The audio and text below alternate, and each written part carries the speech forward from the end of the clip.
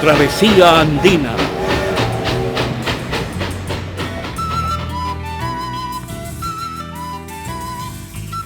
Pueblo de montaña, pueblo que te reciclas en ellas, mereces semejante regazo, porque si no las merecieras, valdría que fueras hacia las llanuras monótonas y muertas. Mira la montaña, tan próxima a ti como el seno al lado del hijo, y bébele la fuerza. Mírala en la mañana, en el instante del amanecer, y vivirás el día altamente, vivirás el día del Señor con majestad. Tienes una montaña, tienes un cerco de montañas erguidas, y ellas son una voluntad tenaz, una promesa que debe cumplirse de ennoblecimiento total. En la ventana del cosmos se siente la vida consciente que soy, y alrededor de toda esta gente se siente esa fuerza de unión. El universo nos mira de lejos, las estrellas liberan aires de hermandad.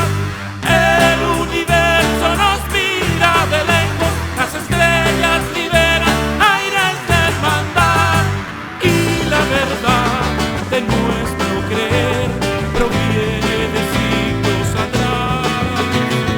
Sobrevivir libres y unidos, un mundo de amor y paz.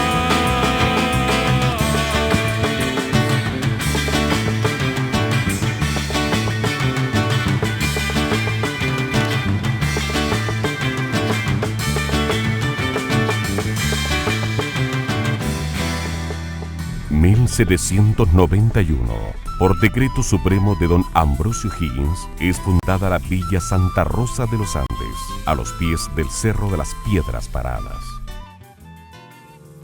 La verdad que la ciudad se crea como un lugar de recepción de la gente, de los viajeros que venían desde la actual Argentina, que en esos días era la provincia de Cuyo. El 18 de enero de 1804 constituye otro hito importante dentro de la historia de los Andes, de la historia de la joven Villa Santa Rosa, o Villa Nueva como se le denominaba en esos años. ¿Por qué? Porque podríamos decir que logra su independencia política del antiguo partido de Aconcagua, o sea, se separa de San Felipe y pasa a constituir un partido aparte. El obispo Francisco José de Marán crea la parroquia de Santa Rosa de los Andes para poder trasladar la parroquia que antiguamente existía en Curimón, se traslada entonces a los Andes. Cuando se firma el acta de independencia de Chile, llega don José Gabriel de Valdivieso y Maciel, que era el comisionado enviado para que tomara juramento de fidelidad a esta junta. El combate de los papeles está relacionado con la hermosa leyenda del Salto del Soldado, porque ahí se origina precisamente después de ese combate, como los criollos huyen hacia Mendoza, son sorprendidos por las tropas realistas del coronel Quintanilla. Las tropas patriotas estaban a cargo de Nicolás Maruri y de Ramón Monilla, que eran dos oficiales de las tropas de carrera. Un soldado se rezaga y lo persiguen los realistas, los españoles, y desesperadamente en su viaje de huida hacia la cordillera no le queda otra más que antes que lo alcancen los españoles de saltar el precipicio, y lo logra hacer y continuar su vida. Sin embargo, los españoles no se atrevieron y hasta ahí nomás pudieron seguirlo, y por lo tanto pudo reunirse también este soldado criollo con el resto de los patriotas. Después de la huida del resto del ejército patriota hacia Mendoza, hacia la Argentina, viene todo lo que es el proceso de formación del ejército libertador. Bueno, en febrero de 1817 se logra un triunfo muy importante. Las tropas criollas, las tropas chilenas, por así decirlo, logran vencer a los realistas en Chacabuco. Mueren unos 500 efectivos realistas y solamente 7 efectivos del ejército de los Andes. Púrpura sangre de la raza mía, cuajada en este trapo sacrosanto. Aquel raso de un cielo que se limpia, amparador y dulce como un manto. Blanco, Dios que ha descendido a vestir la desnuda cordillera. Niño que lees, ¿me has reconocido? Yo soy la tricolor, soy tu bandera. Sí, en marzo de 1823 es elegido diputado don Juan Francisco Meneses, un sacerdote, un clérigo de vasta trayectoria en el ambiente nacional, y es una persona muy educada, una persona que enorgullece a la Villa Santa Rosa de los Andes por su participación y por su gravitación que tiene en el acontecer nacional. El 31 de enero del 26 el país sufre una nueva reorganización territorial, y en ese caso el departamento de los Andes ocupaba toda la ribera sur del río Concagua hasta Yayay. O sea, era un vasto territorio, todo lo que hoy día es San Esteban, Santa María, todo eso estaba como San Felipe. Existía también el departamento de Putaendo en esa época. Las casas de correo, más que importancia para el desarrollo de los Andes, tienen una importancia fundamental para la ruta. Esas 4 casuchas habían sido construidas a partir de 1765 aproximadamente, y ya con el paso de los inviernos estaban en algún estado de deterioro. Son reparadas a objeto de facilitar tanto el tráfico de la correspondencia como de los viajeros. En esos días se había intensificado el comercio con la Argentina, y por supuesto había que dar alguna facilidad para las gentes que lo ocupaban. En 1831 llega a los Andes huyendo de la persecución del dictador Rosas en Argentina, Domingo Faustino Sarmiento, quien luego fue presidente de la República en Argentina. Aquí se le da trabajo y logra ejercer como profesor o preceptor, como se le llamaba en ese tiempo. Es después contratado por el gobierno chileno en el tema de educación. El día 2 de abril del 1851 se produce un terremoto muy fuerte acá en la zona que provoca bastantes daños en los Andes. Pero sí, la iglesia parroquial quedó totalmente cuarteada, constaba de 2 torres, en muy mal estado, su techo, muros, etc. En 1851 se crea un dispensario en la ciudad de Los Andes, en la Villa Santa Rosa de Los Andes, aunque aún no alcanzaba el título de ciudad. 3 años después, en 1854, logra levantarse una edificación en la cual empieza a funcionar con el mismo nombre, incluso de ahora, el Hospital San Juan de Dios de Los Andes. Este edificio, el primero, se ubicó en la antigua Avenida del Progreso, que es la Avenida Argentina, o Avenida del Recreo. En el 31 de julio de 1865, el presidente José Joaquín Pérez firma el decreto que otorga el título de ciudad a la Villa de Santa Rosa de los Andes. Eso había sido una gestión principal del gobernador de los Andes, don Epifanio del Canto y Alderete. Eso fue muy importante porque los Andes, digamos, podríamos decir que alcanzaba la mayoría de edad. En 1866 los Andes por primera vez tiene un periódico, fue el Cóndor de los Andes. Empieza lo que sería toda una trayectoria periodística de los Andes, pero increíble, porque la cantidad de diarios que se suceden son muchísimos.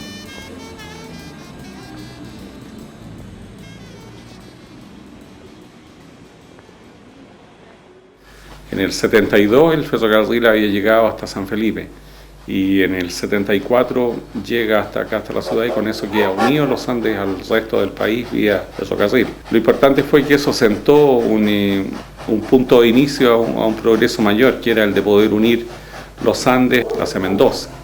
En 1885 se inaugura con pompa y brillo, con mucho entusiasmo, el puente David García. Su posición muy estratégica para la ciudad de los Andes. Generalmente había que someterlo a reparación, y con las crecidas de las lluvias ese puente muchas veces fue barrido por las aguas. Bueno, el 18 de septiembre de 1886 se funda oficialmente la institución de bomberos en los Andes. Don Darío de Sopatrón Cañas fue un hombre muy importante, era muy joven en esa época, y él impulsó, digamos, la inquietud de algunos vecinos de los Andes, entre ellos Domingo Bonelli, don Honorio Rosende y otros más que tenían, el doctor José Ramón Meneses también, que tenían mucha inquietud por fundar en los Andes un cuerpo de bomberos. Entonces crean el cuerpo de bomberos oficialmente el 18 de septiembre del 86. Ese día ellos marchan con su director a la cabeza, que fue Darío de Sopatrón Cañas, por la plaza. Y lo primero que hicieron fue comprar una bomba de palanca, ¿no? Ellos crearon lo que se llamó la bomba Andes. Ese era el cuerpo bombero, la bomba Andes.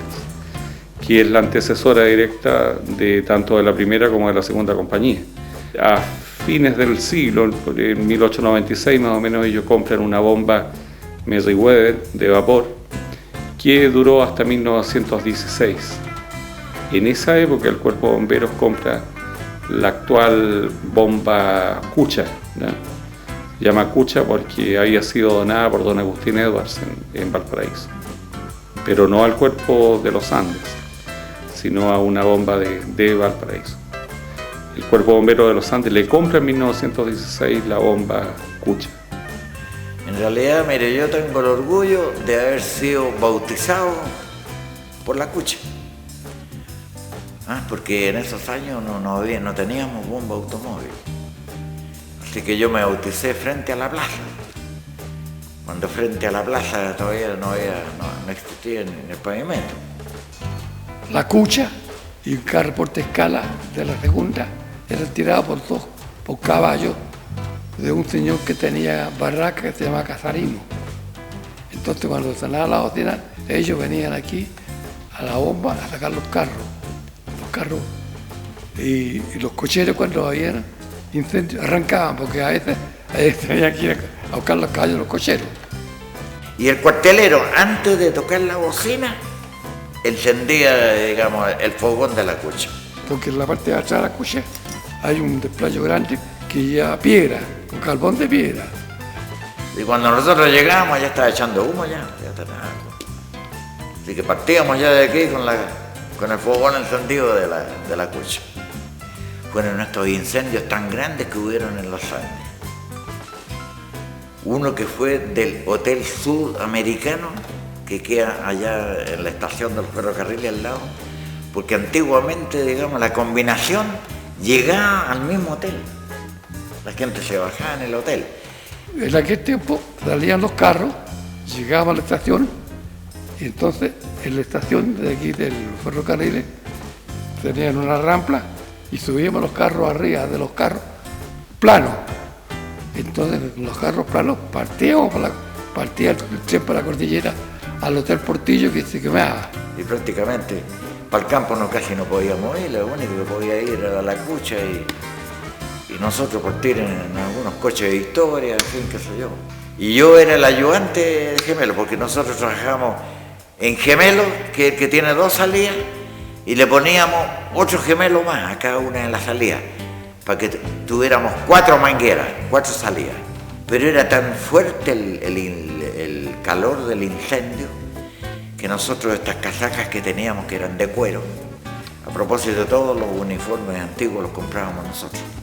Nos colocábamos una toalla blanca, que la toalla blanca prácticamente como se mojaba un poco, digamos, con el agua, y la colocábamos aquí para el humo. En 1917 llega también al Cuerpo de Bomberos de los Andes la primera bomba automóvil, ¿ya? Esa fue una bomba Delage francesa.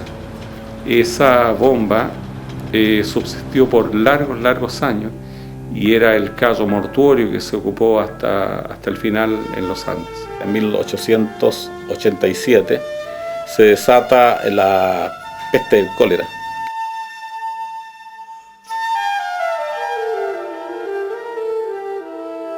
El primer caso se registra en el mes de enero y ya la gran mayoría de casos son a mediados de febrero, en que en los Andes en un solo día mueren, alrededor del día 14 mueren 32 o 35 personas en un solo día.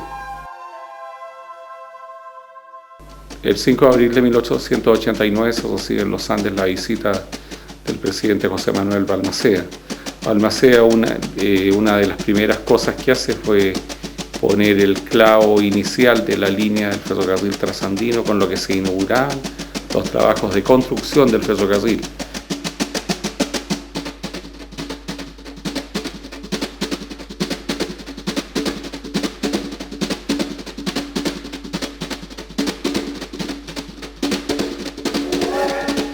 Madre, cuando sea grande, ¡ay, qué mozo el que tendrás!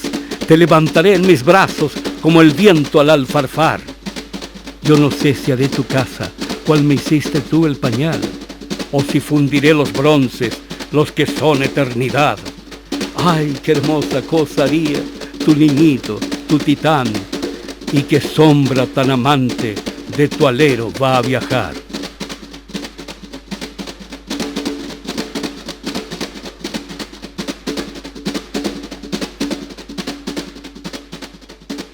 En 1891, durante la revolución del gobierno de Balmaceda, el batallón Camus ingresa a la ciudad de los Andes para tomar participación en lo que son las luchas de la guerra civil del gobierno de Balmaceda y que terminó finalmente con el suicidio de este presidente Martí. Don Juan Clark les puso el ferrocarril a disposición para traerlos desde el Salto del Soldado hasta los Andes.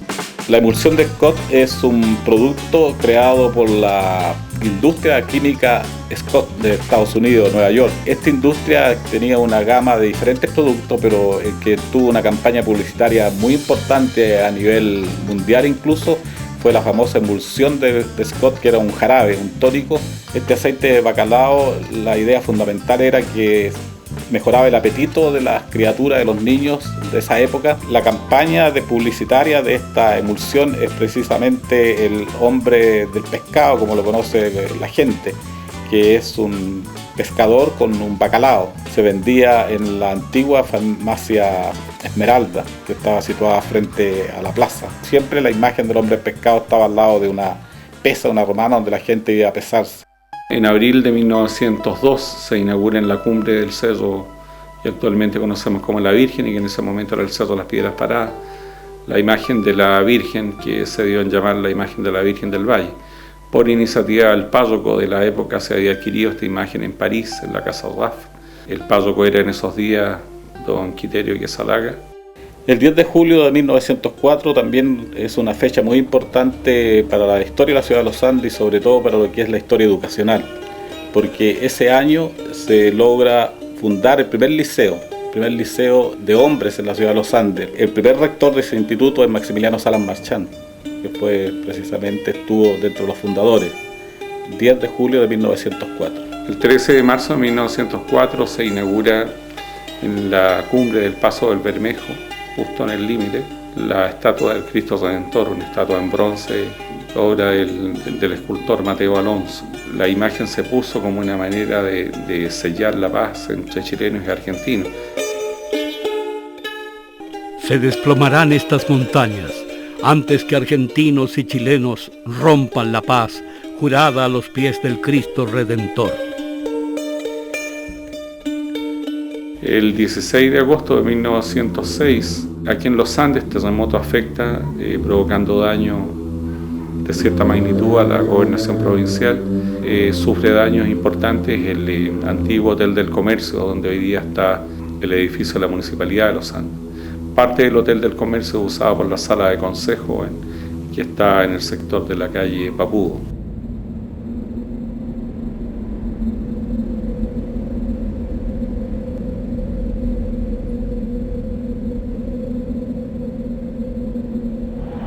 El estadio trasandino, que está en la avenida Hermanos Clark, frente a la aduana, es parte de la historia de la ciudad de los Andes, entregó muchas satisfacciones. Allí se vivieron jornadas inolvidables, no tan solo del fútbol, sino que revistas de gimnasia, actos culturales, artísticos, recreativos, algunos circos, espectáculos como Cocoliche y otros llegaron en su época a ese estadio trasandino que realmente está impregnado en el corazón de familias no tan antiguas, porque estamos hablando de hace 40 años atrás. Todo el mundo, que todos los andinos hemos pertenecido al Club Trasandino, porque sabemos que aquí el filántropo andino que tuvimos, don Eduardo Besamat, que en paz descanse, fue el que donó el terreno para que se fundara el Club Trasandino, porque el molino de él está al lado allá.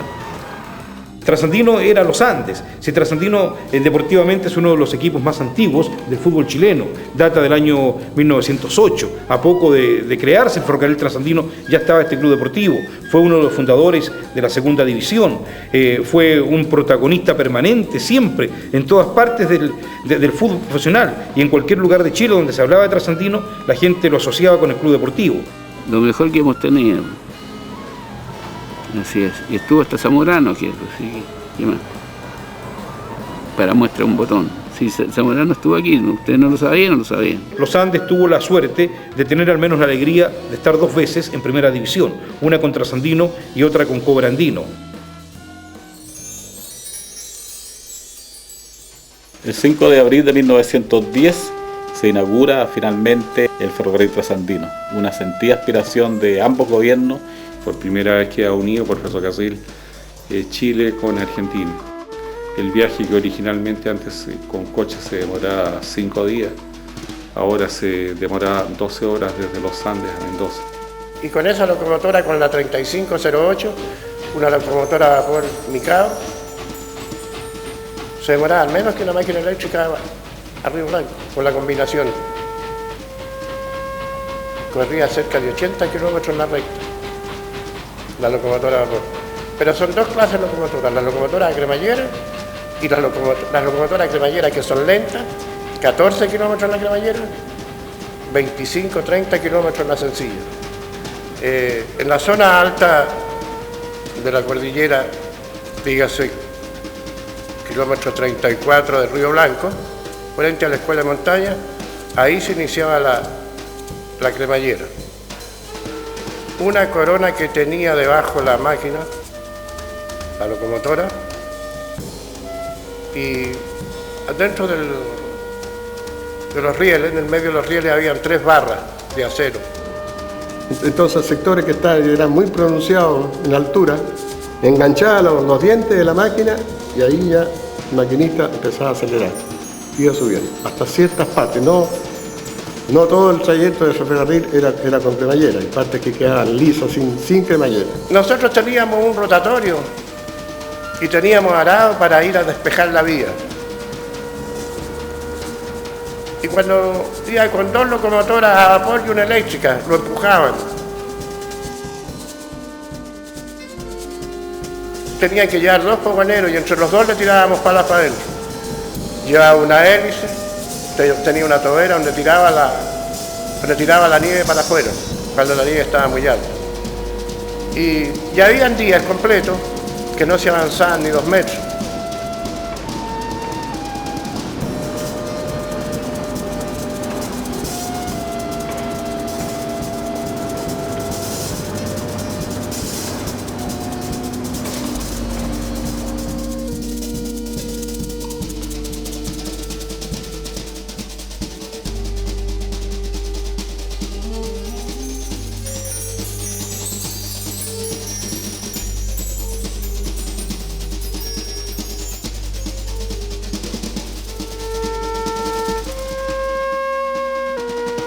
Y cuando se pasaban los túneles había que tener harto aguante.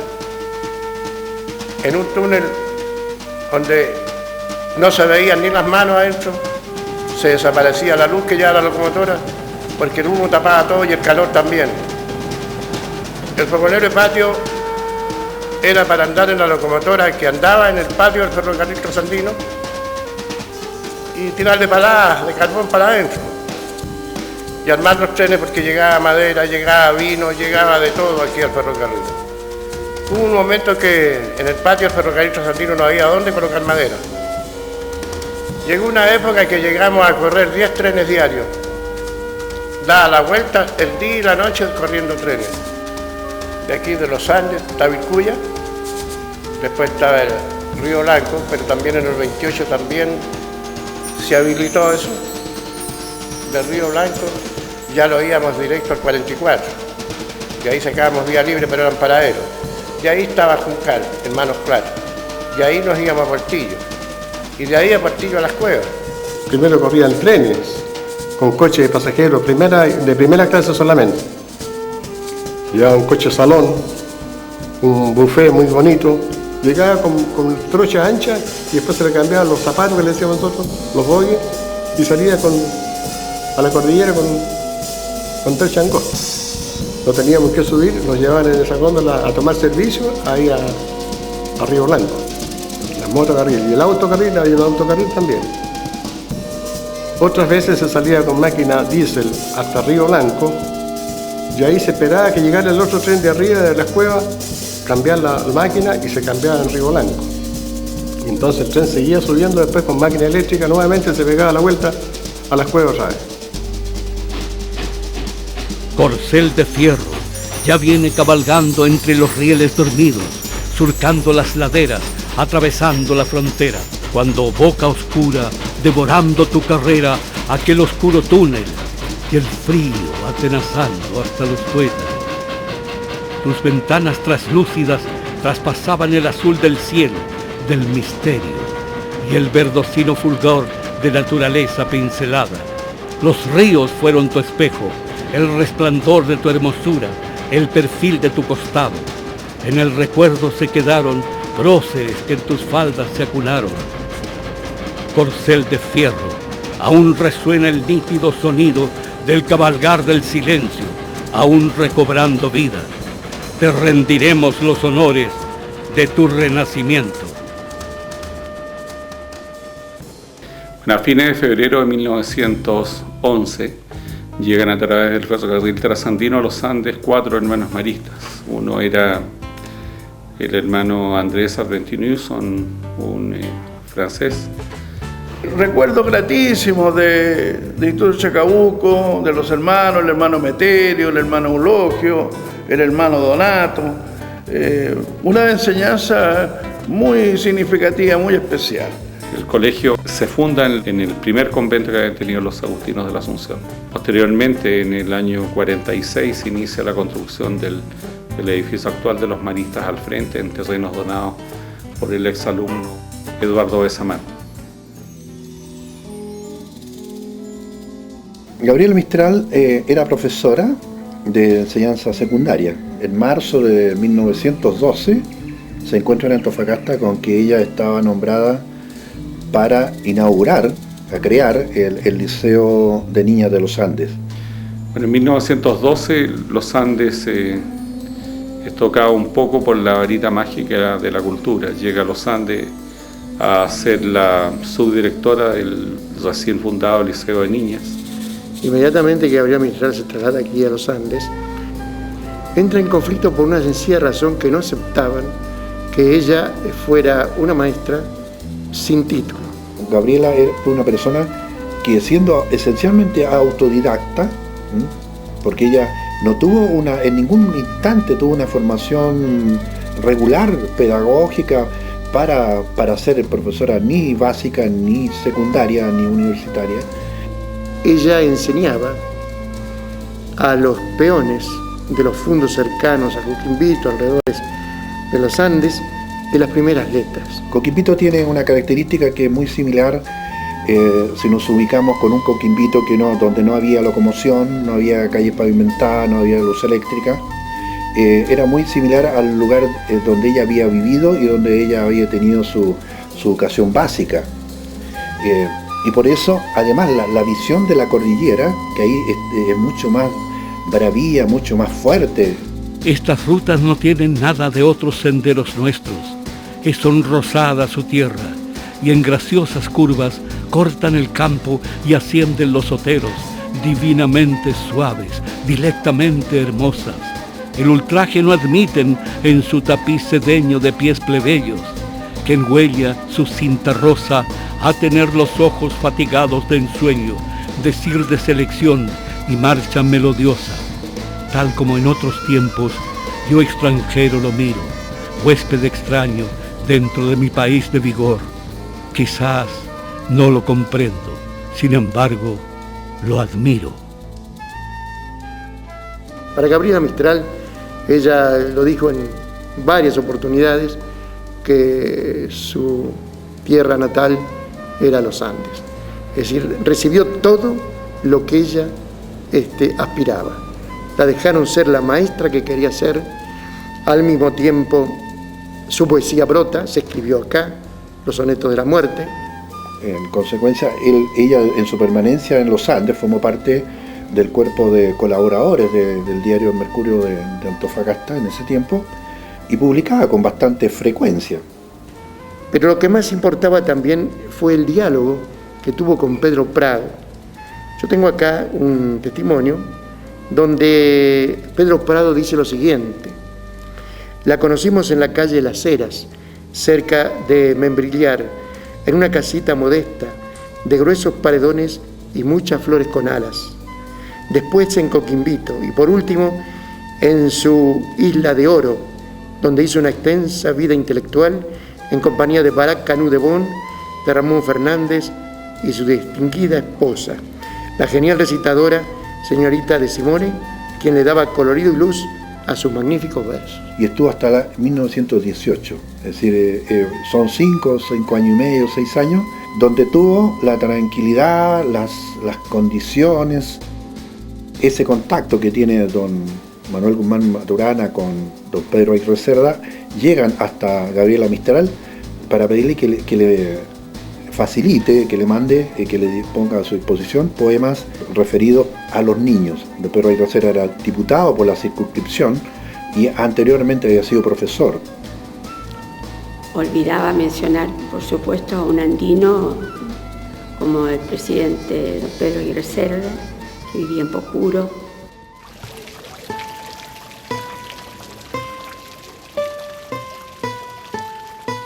En 1919, Juanita Fernández Solar llega al humilde convento de las Carmelitas Descalzas en los Andes a integrarse como una novicia más. A pesar de la pobreza del recinto, ella llega por ferrocarril a los Andes y le gusta precisamente la pobreza de ese convento y decide quedarse en él para llevar a cabo su proyecto de vida junto a la fe religiosa, la fe católica. Mi vida será la del cielo. Viviré ya solo en Dios y por Dios, sin mezcla de criatura alguna. Mi ocupación será orar por el mundo, salvar las almas por la oración. Seré una pobre carmelita a quien despreciará el mundo, pero solo me acordaré del mundo para rogar por él. Y en 1920, luego de haber sido religiosa por muy pocos meses, ella fallece entonces en estado de santidad en el convento de las Carmelitas. Ella en ese año da motivos suficientes como para ser consagrada finalmente como la primera santa de Chile.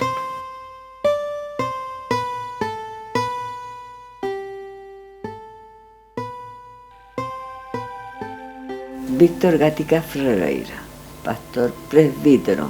Mi papá llegó a los Andes en 1919. Él venía enviado por Mr. Huber, el que lo hizo un diácono a él, el que lo ungió, porque Mr. Huber era un gran misionero que venía de Estados Unidos, y él fundó la iglesia pentecostal. Luego le envió una carta que se trasladara acá a los Andes porque aquí había necesidad de extender la obra, de seguir con el Evangelio. Nos reuníamos los días domingos a predicar en la Plaza de los Andes. Todos los evangélicos se hacían un círculo para cuidar al que estaba predicando, porque siempre llegaban piedrazos o llegaban palos por otros lados, y el que predicaba quedaba al medio. Entonces mi papá estaba predicando con todo el fervor del evangelio que tenía él. El teniente carabinero entró a la Plaza de Caballo y lo tomó 2 veces de un brazo, se metió por entre los que estábamos ahí, y nos hicimos a un lado y lo sacó, y los demás le seguimos hasta la comisaría cantando. Pasábamos por la misma iglesia y cantamos, nosotros con gozo nomás, nada de miedo. En 1974 falleció mi papá. Las 4 iglesias católicas hicieron duelo también, tocaron la campana cuando íbamos pasando con el cortejo por el centro. El regimiento mandó la banda de guerra y llegamos al cementerio también tocando la banda con los viejos estandartes.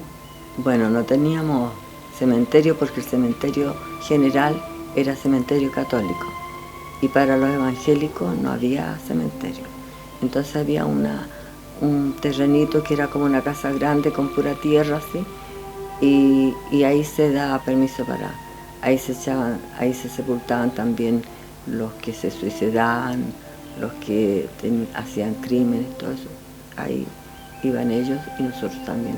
Pero lo hacíamos con todo gusto porque, total, no sé, bien poco se nos daba a nosotros. Estábamos felices de ser evangélicos.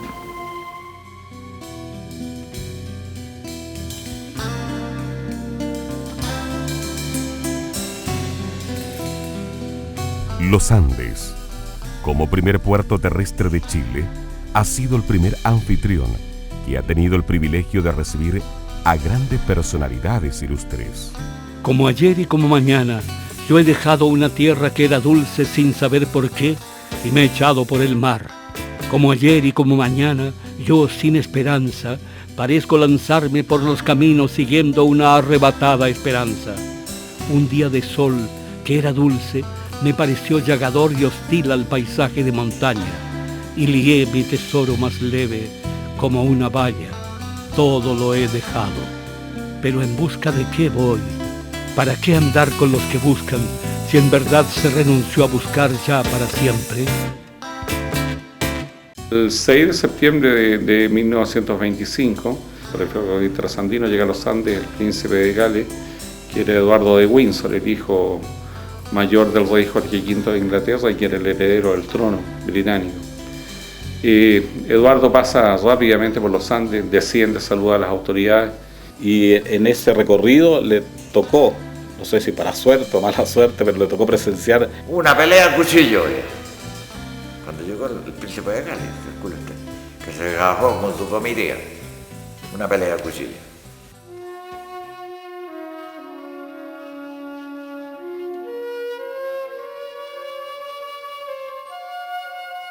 En 1936, una nueva tragedia enluta al ferrocarril, el ferrocarril trasandino en esta oportunidad.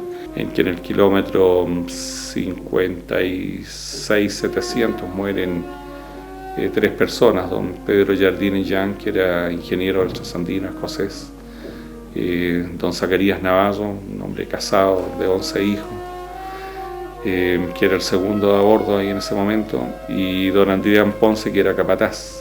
Nos encontrábamos con mi madre aquí en los Andes, porque ella bajaba en el invierno, y estábamos en la casa donde vivíamos nosotros en Rodríguez, y un día jueves, lo tengo muy presente,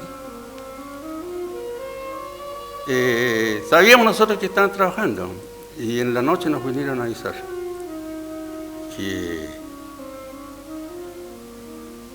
no había sido encontrado mi padre. Ellos andaban en ese día, habían salido a cortar nieve, se llamaba, con el arado. Y el ingeniero, mi padre, que era inspector, y Adrián Ponce, que era el jefe de cuadrilla, un capataz que se llamaba. Y entonces le dice el ingeniero, don Zacarías, ¿por qué no vamos a mirar a ver si acaso podemos pasar este rodado que hay ahí? Entonces él le dijo, bueno, vamos. Y él le dijo al cabo cuadrilla, oye, guatón, vamos. Y se fueron los 3. Y al salir el túnel el 11, se perdieron los rastros de ellos. Se demoraron mucho tiempo, entonces mi hermano, que era el que estaba a cargo de eso, había quedado en ese instante, le dice, vamos, gallos, para allá a echar una miradita. ¿Qué es lo que pasó? Y siguieron los rastros, pero resulta que lo encontraron hasta la salida del túnel. Cruzaron el rodado ellos, por si acaso ellos habían pasado para abajo y habían ido a dar cuenta al campamento del kilómetro 55, que era otro campamento que había más abajo. Y se encontraron con que no había huella. Y fueron rescatados 2 días después. El 12 de agosto del 41 sucede la tragedia más importante en cuanto a cantidad de muertos del ferrocarril. Sin duda las laderas no podían contener más nieve y se desencadenó una gigantesca avalancha desde el sector del Cristo Redentor hacia lo que era la recién inaugurada estación del Trasandino en Caracoles. Es destruido el campamento de vías y obras, las instalaciones de carabineros, la aduana y la misma estación. 4 días después se logra rescatar a un carabinero, Marcelino Tapia, con vida. Y 7 personas perecieron en esa tragedia. En este día triste, día de recuerdo para mi alma llena de pasado, fiel hasta después de la muerte vengo a ti. Es el doloroso aniversario de tu partida, y no cabía en mí ningún pensamiento que no fuera el tuyo, y no cabía en mí otro acto que el de visitarte. Heme en tu morada, bella se me presenta como su alma propicia a los meditativos. con su soledad propicia a los hoscos, con sus sauces agobiados, propicios a los tristes. Tú la buscaste porque era todo eso.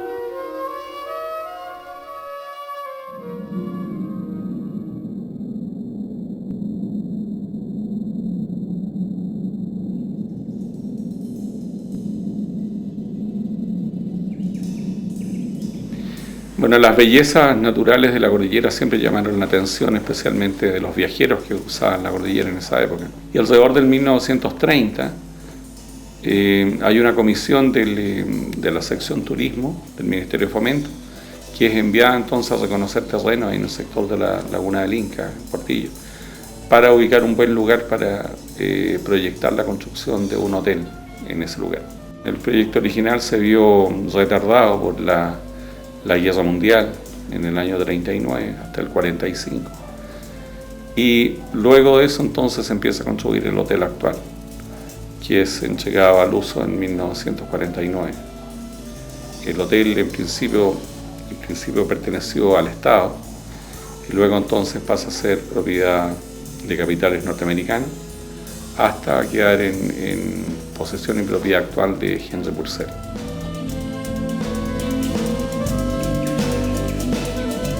En el periodo del año 1947 a 1950 nació, digamos, el escudo de la ciudad de Los Andes. El escudo refleja todo lo que es la ciencia heráldica, el uso de los símbolos, los blasones. Ese escudo es modificado en el año 1987. Se le incorpora una estrella, y esa estrella que se incorpora entre el sol y la rosa es en homenaje a la primera santa chilena, en este caso en homenaje a Santa Teresa de los Andes. Bueno, a fines de la década de los 40 se comienza entonces a demoler la torre de la segunda iglesia parroquial de los Andes y se construyó entonces a partir más o menos de los años 57, 56 la iglesia actual, que se inaugura alrededor de 1963.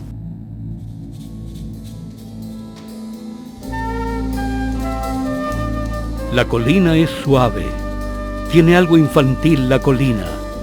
La bordan vidas gentiles, trigos blondos, hierba fina. Solo los fuertes treparon la montaña de agria falda. Todos ascendieron a esta por su curva y dulce espalda. Fingen cabeza de niño sus formas redondeadas, o el juego que hizo un enano con arenitas doradas.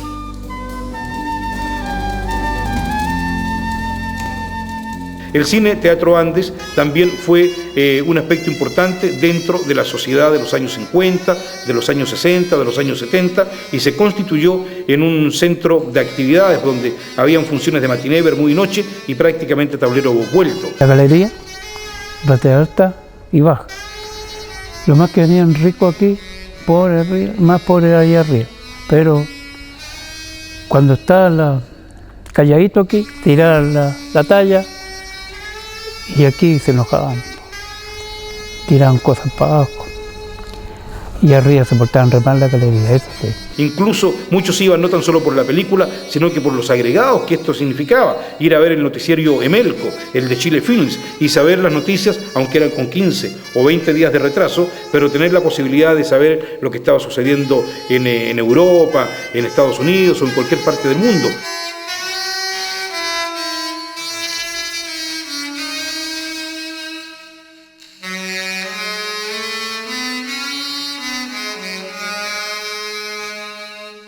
La unidad familiar primaba sobre todo cualquier otro tipo de entretención del día libre del papá, la mamá, los hijos.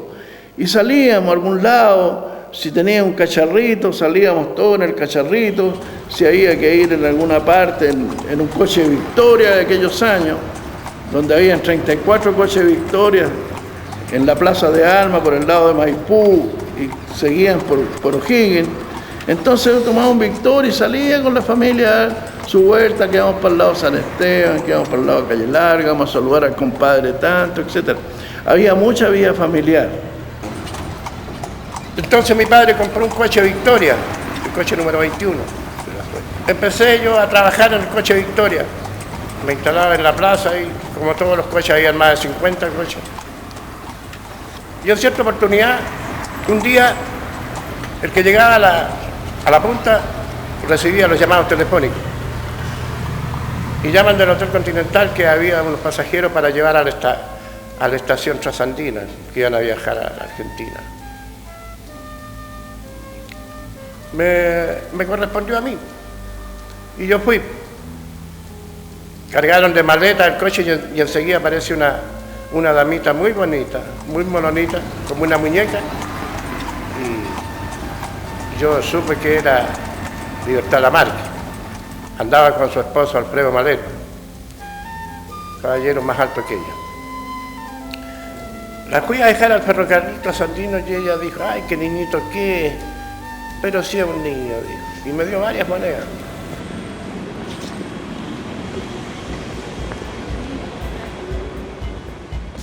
Bueno, desde antaño, tal vez desde la época de los 20, 24, tal vez se empezaron a celebrar muy activamente aquí en Los Andes las fiestas de la primavera. Primavera, decía una canción que decían los que se decían, primavera, primavera. Toda la juventud concurría a la plaza, la gente formaba comparsas, se disfrazaban, etc. Y en medio de un ambiente de sana alegría, música, de veladas bufas que se hacían en el antiguo teatro de Los Andes, ahí en la calle Esmeralda, se vivían varios días de alegría. Fabuloso, con carros alegóricos y todo lo concerniente a eso. Muy bonito, muy bonito. Me recuerdo una vez que se disfrazaron de marineros con un barco y toda la ley, las chiquillas marineras y los cabros más lindos que el sol ahí. Y ellas les buscaban el ajuste. Ellas eran las que...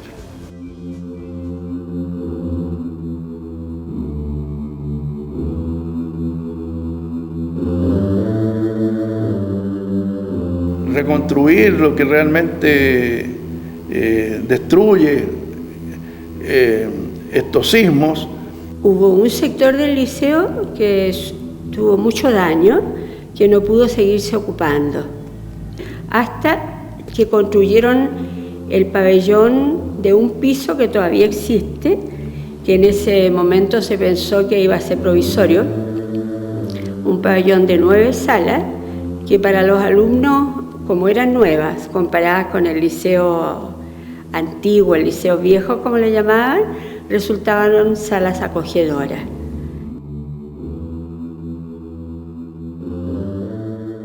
Claro, en marzo de 1970 concurren hasta Los Andes el presidente chileno Eduardo Frei Montalva y el presidente argentino, el general Juan Carlos Onganía, para dar por inaugurada la ruta 60CH recién pavimentada desde Los Andes hasta la frontera. Entonces la ceremonia esa principal se realiza en la Plaza de Armas en Los Andes.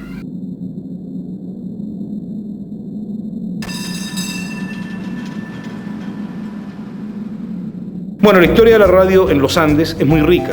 Es casi incluso un poco paralela a la historia de la radio a nivel mundial. Aquí, en los comienzos de este siglo, la empresa de ferrocarriles del Estado ya tenía una radio que le servía a ellos para sus labores, para informar del estado del tiempo, del estado de la ruta, de los peligros que presentaba esta ruta cordillerana. Era una radio que se escuchaba en una frecuencia alta, que significaba que los aparatos tradicionales de radio no captaban esa frecuencia. Ahora, la radio comercial propiamente tal, la radio convencional que conocemos, apareció aquí gracias a un señor que se llamó Rafael Grasso Fernández. Y la primera radio fue en la década del 30, se llamó Radio Iberia. Concretamente salió en el año 1932, incluso utilizando algunos de los primeros radioreceptores o transmisores, en este caso, que tenía la empresa de ferrocarriles. Nubes, os amo por insatisfechas. Fuisteis néctar y prados y huisteis siempre. Nubes, os amo la levedad y la lejanía. Si amáis el llano, nunca lo besaréis. Al viñedo rojo no le espiaréis la sangre. Si a mí me amáis, no me conoceréis el corazón amargo. Nubes, yo os amo la entraña con lágrimas. El que os mira, cándidas, se olvida que subisteis del mar y vais amargadas, y que os vertiréis más rica que nosotros en dolor hasta la última lágrima. La Sociedad Industrial de los Andes era una industria de suma importancia para la economía nuestra. Era la principal fábrica de Chile de todo lo que de productos del cáñamo, o sea, lo que uno conoce por los cordeles, las pitillas, qué sé yo. Nosotros tejíamos ahí arpillera, saco, wincha para muebles, lona, loneta, coyunta, pasillo. Ahí se tejía de todo. Prácticamente repartían a todo el país, a Valparaíso principalmente y Santiago, porque había un camión que salía todos los días cargado con mercadería, todos los días. Yo fui la que fundé el sindicato, una de las 5 fundadoras, porque eran 4 hombres y yo era la única mujer. Tenía 18 años yo cuando fundamos el sindicato. Y lo más divertido era que todo el polvillo anereaban la semilla de cáñamo, la anereaban y salía un polvillo, que es la marihuana que hacen ahora. Y la iban a botar, entonces los chanchos se la comían, pues. Los chanchos botaban, pero unos montones. Los chanchos se enterraban comiendo y engordaban harto, pero pasaban durmiendo, pues. Claro, marihuaneados, porque nosotros no sabíamos eso. Pero engordaban los chanchos. Chile era una industria muy grande, tenía una población enorme, tanto de empleados como de obreros. Bueno, yo sentí una pena enorme, porque yo como andino, a mí me tocó cortarle la cabeza al Cela. Fue un remate, ¿cómo se llama? Judicial, que lo ordena el juzgado, y el juzgado nombra al martillero público.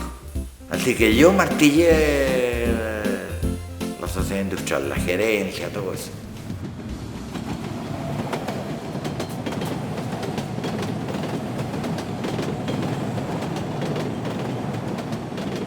En 1978, fatalmente, para lo que es la historia del ferrocarril trasandino, se termina con el servicio de pasajeros, que se había mantenido prácticamente de la inauguración del ferrocarril trasandino, se termina y pasa solamente a cubrir un servicio de carga de productos entre Chile y Argentina, tanto de importación como de exportación.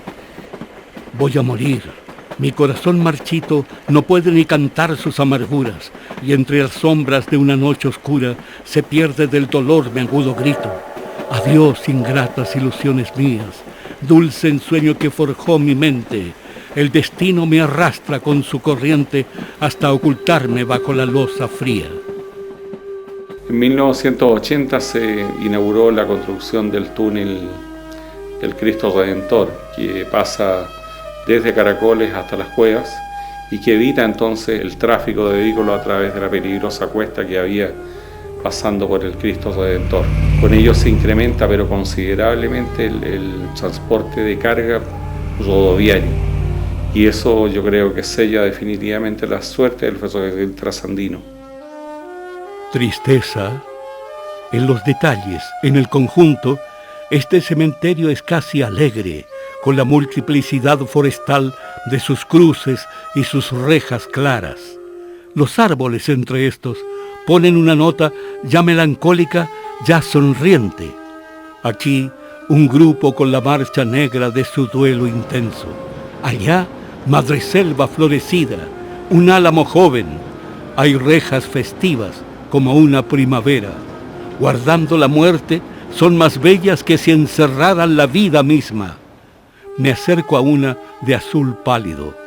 Por sus huecos asoman nardos blancos que perfuman su sitio y el de los muertos vecinos.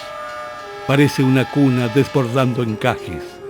Sugiere la imagen de un niño o una virgen que fue bella, que fue amada y que por eso duerme bajo corolas odorantes.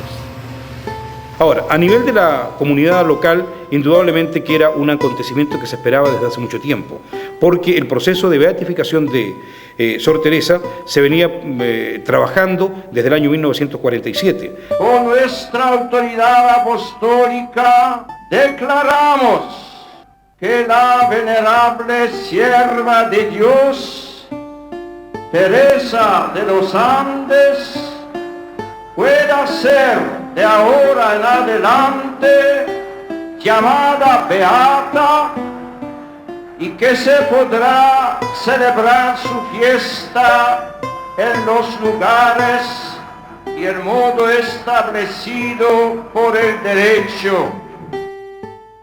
Y luego de eso comenzaron ya a proyectarse varias cosas, y entre ellas el santuario que actualmente existe en Auco, el cual no estuvo exento de polémica, porque los andinos querían que ese santuario quedara en lo posible en el mismo lugar donde está ahora, donde nació espiritualmente Sor Teresa.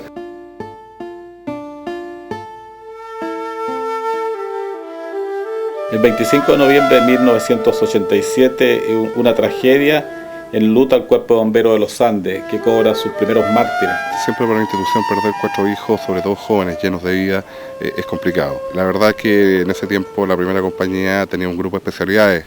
Dentro de esa especialidad ellos tenían el rescate fluvial, donde todos eran expertos en el manejo del kayak, y el instructor que iba con ellos era campeón sudamericano de kayak. Lamentablemente el día que tuvieron que rescatar un cuerpo al río de una persona que se había ahogado, o estaba desaparecida, no sabíamos todavía si estaba ahogado o no, ellos se lanzaron a las aguas y las aguas traían históricamente su mayor caudal en muchos años, lo que significó que la balsa se volcó y estos 4 jóvenes perdieron la vida. Y bueno, yo creo que los Andes nunca vio una ceremonia fúnebre tan importante porque vinieron bomberos de todo el país.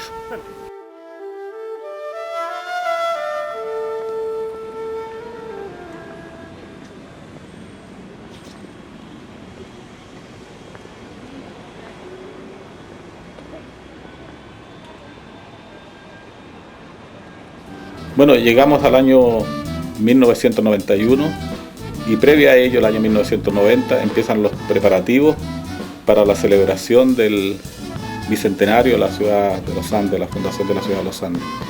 Se hizo con la concurrencia de todas las fuerzas vivas de la ciudad, con la concurrencia de gente de todas las ideologías políticas, y realmente fue un orgullo para la ciudad. Eso culmina con un homenaje muy lindo que fue en la noche del 31 de julio, en que a las 12 de la noche se hicieron sonar simultáneamente las campanas de todas las iglesias.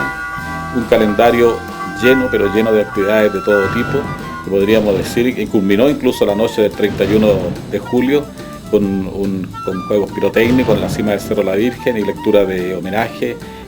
Y también se hizo el desfile el día 30, se había hecho el desfile oficial del Bicentenario en el sector de la calle O'Higgins, en los Andes, frente a la plaza, con la participación del presidente Patricio Aylwin.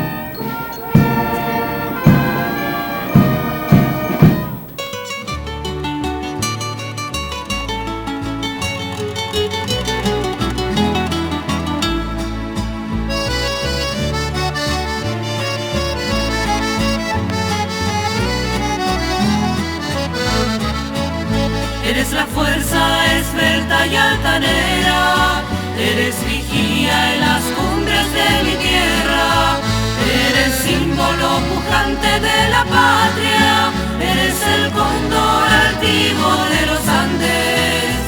Las nieves le hacen marco a tu silueta y desde impresionante. Eres el cóndor, simboliza nuestra raza. Eres guardián de libertad allá en los Andes. Los Andes, los Andes, guardián de libertad, eres los Andes. Los Andes, los Andes, eres guardián de nuestra raza y nuestra sangre.